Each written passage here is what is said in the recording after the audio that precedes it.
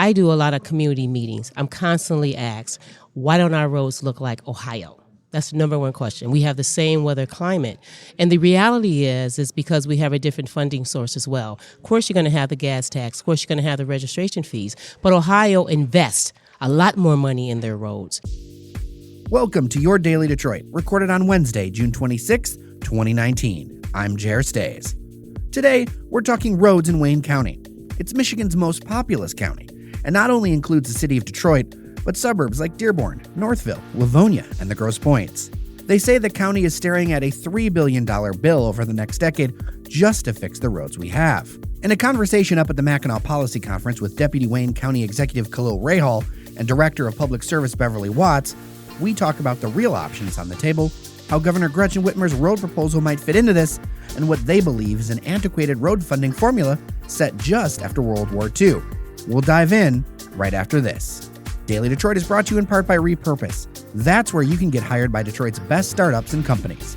Repurpose connects top talent like you with purpose-driven companies based on values, experience, and culture fit. Join their talent community at repurpose.co. That's repurpose.co. So I started out the conversation by asking Beverly Watts how Wayne County figured out the scope of this problem. One of the first things I want to do is take an assessment and really look at the condition of our roads. And I said we need to have support. We need someone to come in and assist us, which is a consultant. Our county exec was totally on board with that because we want to know the conditions of our roads and really more importantly how much they cost and really develop a plan down the road to address that. So we undertook that engagement probably a year ago.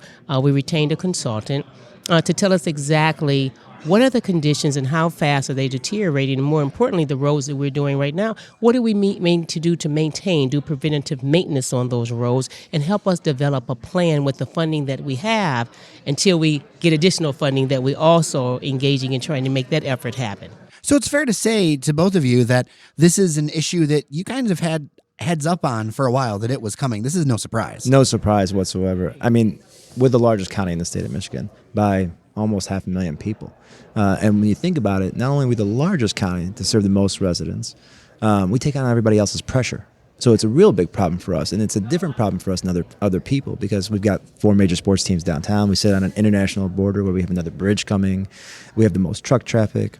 We have a world-class airport. And when you think about all those things, don't think of just the 1.75 million people traveling on our roads or the businesses that are there or the workers that come from other counties. Think about all the visitors. Think about all the people that are trying to get out of the state, out of the country, or to some sort of entertainment that's happening in a vibrant area that's really on a comeback, right? And when you look at the current funding levels that we have right now under the Act 51 formula, not only are we not getting as much as other people, we should be getting more. Let's talk about that Act 51 formula for a second. Let's baseline level set for people. What exactly does that mean? Because I do know that it kind of sets aside money by a prescribed formula that is very hard and fixed. That nobody understands. Yeah, that nobody understands. I think it was set back many years ago, 1951? Yeah, and it's based on the gas tax, and it's based on car registration fees, and it's based on linear miles that you have in your area, and another number of other factors. But right now, on a per person basis, if a person receives about $140, in your region for the amount of lane roads that you have and traveled, for Wayne County residents, it's like $125. And so lane roads, that means not just the mile of the road itself, but how many lanes in that road, right? So a 2-lane road a 4-lane road would have 4 lane miles per mile, right? And get the same amount of funding as a 2-lane road per mile. And Really? That's probably the problem. Wow. Well, and you also think about things that infrastructure has spread over a long time. It's less so in Wayne County, which is kind of denser than the other ones, but you've got a lot of counties statewide that have been building a lot, but our region's kind of had the same population since like 1970, something along that line. That, and we have the oldest and largest system. So that's kind of what Wayne County's kind of dealing Absolutely, with the infrastructure. Just bridges alone, we're responsible for at least 310 bridges, 231 that we're required to get inspected. We have some of the aging and most oldest bridges you have. You look at Miller Bridge in Dearborn, that bridge is nearly 100 years old. I mean, the aging infrastructure there with the funding that you're getting, and basically we hate to do the cliche constantly, but it's just expensive Band-Aids. We need to have that global conversation where we need to really invest in our infrastructure, because it's basically now the right fix, the right time now, or you're going to pay now or pay later, and now is later. Well, I wonder if that's some of the frustration that people out there in the public are feeling about this road funding debate, because they've been asked for money over and over again. And this isn't necessarily about Wayne County, but statewide, right? The solutions over and over again, we keep telling this is going to fix it, but what you end up seeing is a lot of cold patch, and you don't see real investment. Just on our Facebook page the other day, we were talking about roads, specifically a new report that Bridge came out with around like, how do you want to fund the roads? And a lot of the people, their feedback was extremely strong, but it was also extremely uninformed about like how much it actually costs to build these things. Like, why don't we have this technology? Well, it would cost this much. I feel like there's a big education gap. Do you guys see that? You hit the nail on the head with that one. As I have constant conversations with my colleagues, with the other road agencies in the state, with MDOT, with SIMCOG, we have to do more education to the public. I do a lot of community meetings. I'm constantly asked, why don't our roads look like Ohio? That's the number one question. We have the same weather climate. And the reality is because we have a different funding source as well. Of course, you're going to have the gas tax. Of course, you're going to have the registration fees. But Ohio invests a lot more money in their roads. They have more enforcement on regulations or the weight restrictions on the roads. And of course, they have the toll booth. Not advocating for any of that. What I'm saying is when we have the conversation, we need to come to the table with open mind and have everything for that conversation. But we need to educate the public when they say Illinois or Wisconsin or Ohio and put up there how much funding is invested in those roads, and it goes way beyond gas tax and registration fees. I think there's a scale question here too, because a lot of folks talk about, for instance, marijuana revenues, right? Recreational marijuana revenues, things like that. But if you actually run the numbers and look deeper, it's not anywhere near the money that's needed to fix this kind of problem. And to that point, I think that and the point you made before, 2015 almost set us back a little bit because we acted like that was a road funding solution, right? When they increased the amount of road funding through Act 51. The truth is, right now, Wayne County has a $3 billion road problem. And that doesn't include, the state trunk lines. It doesn't include the subdivisions. It doesn't include a lot of those things. Right now, if we wanted to maintain the current levels of our roads, we would need an additional $40 million every year for the next 10 years. The truth is, if we want to get to where we need to be, and Bev's got an aggressive goal where she wants to have 90% of Wayne County roads in good and fair condition in 10 years, we need almost $300 million annually, more than what we're getting right now. So are there ideas about where this additional money is going to come from? Is this something that are people specifically looking at the state to fund this? Would there be something county specific? Kind of give me the lay of the land of what kind of solutions might be out there. So the one thing about our taxing system is we're very limited, right? The Michigan Constitution doesn't allow us to raise certain types of revenues like other states have. Really? As a perfect example of that is we can't raise a localized sales tax. That's a perfect example by state constitution. And some states around the country will use localized sales tax to help fund transportation type issues. I don't want to say there's a good option. I would say that there's probably... But there's a lot of options that are already off the table before you can even consider them. That's right. But of the options that do exist, maybe the sort of best option of all of them, I do think the governor's plan of the gas tax is something that we have to seriously consider. I wonder long term, like people feel like there's a lot of people reaching into their pocketbooks and they've paid for this over and over again. How do we change that? How do we change that conversation? Because that's the number one thing I hear. It's like, look, I only make so much. I mean, if you think about whether it was no fault, when you think about Public Act 51 and that road funding formula, Michigan was near the top of income states in the nation. We were, auto boom, all that stuff. Now we're actually in the bottom half of income states. And so people's personal checkbooks are not like they were when, say, Act 51 was made or even 20 or 30 years ago. Sure. I get back to your point earlier about education, right? And it's not unlike, the education that we have to do for public transit and a lot of other things. The nice thing about the gas tax is it isn't a Band-Aid. It is 45 cents. That's a big jump. But it addresses a real big problem, over $2 billion annually, and that's not a small piece. And she's not using the Act 51 formula. That's a big deal. Michigan roads are bad.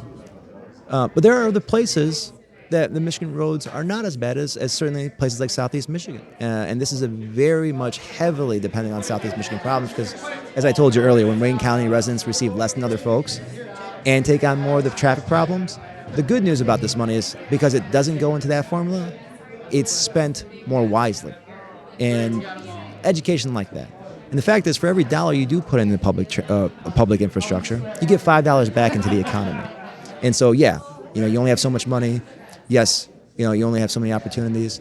But if you don't do this, it's going to cost you more later on, and you won't get that return that we're talking about. Why don't we talk about a couple of specifics around what it could cost us later on? Because I don't think there's an appreciation for the fact about how roads crumble, and to me, it really sounds like it's something that's more algorithmic or compounding. It isn't a gradual decline. It's more of a crash the longer you go. Can we get into some details around that? Yeah, let me just say this. For example, the roads we do and what our engineers do, they put them in matrix in categories. If I did a road and my road is in a category of good and fair, I need to do preventative maintenance. When I do ongoing preventative maintenance, it can cost me definitely less than $500,000 or right around $600,000. If I do not do anything to that road, once we repaired it or never get to it, that road probably is going to cost me anywhere from $1 million, $2 million, $3 million. You're going to pay because the road is going to deteriorate. You can do some preventative maintenance with certain things like crack sealing, things that are just, you would normally do. Think of your automobile. You never replace the oil. You never get a tune-up. You never do anything. You think you're going to maintain it?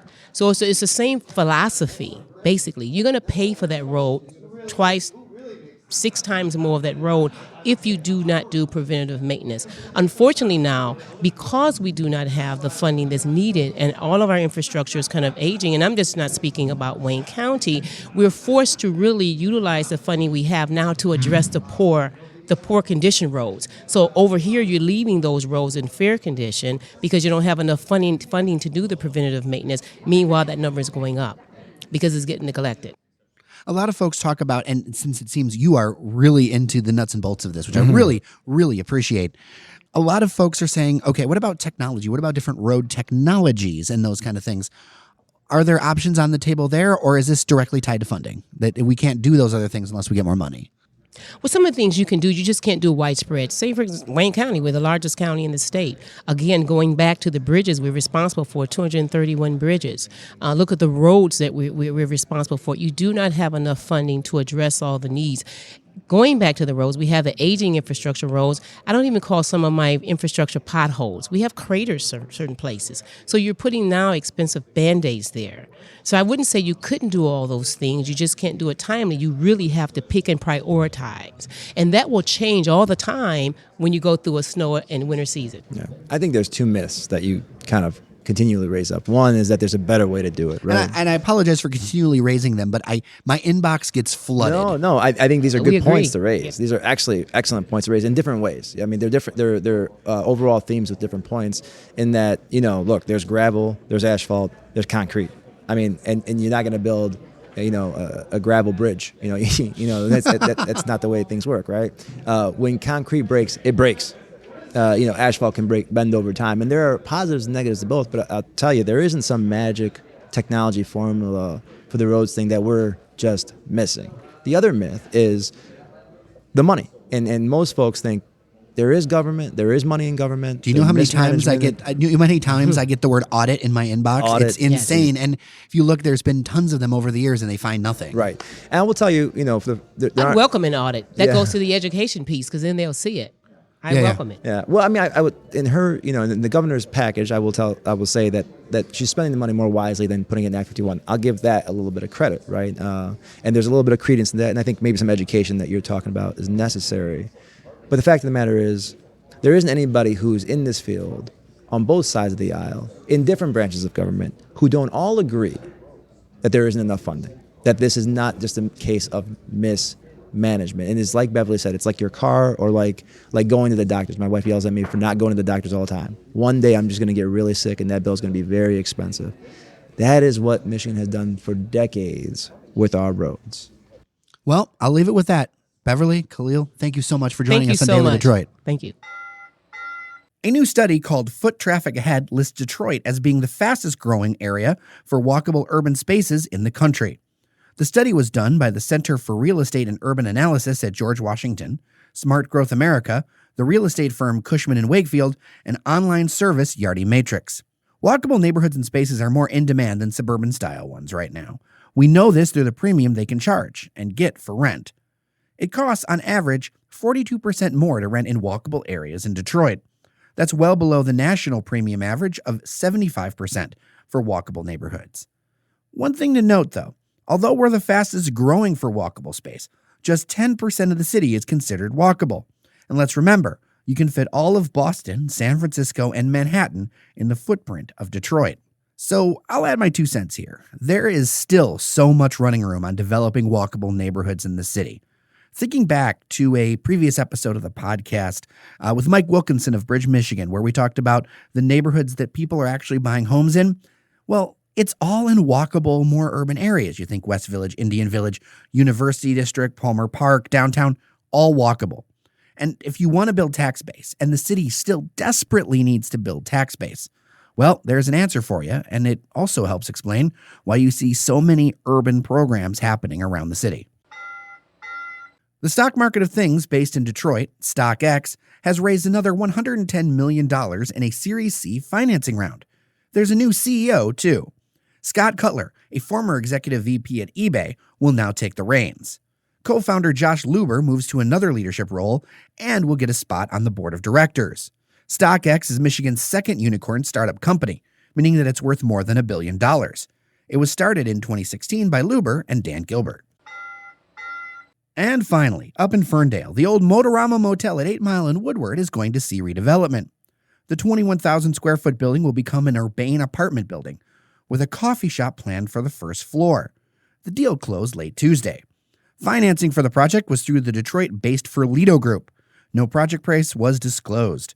An exact timeline for completion was also not given. Ferndale officials have long had concerns about the property and the crime problem there.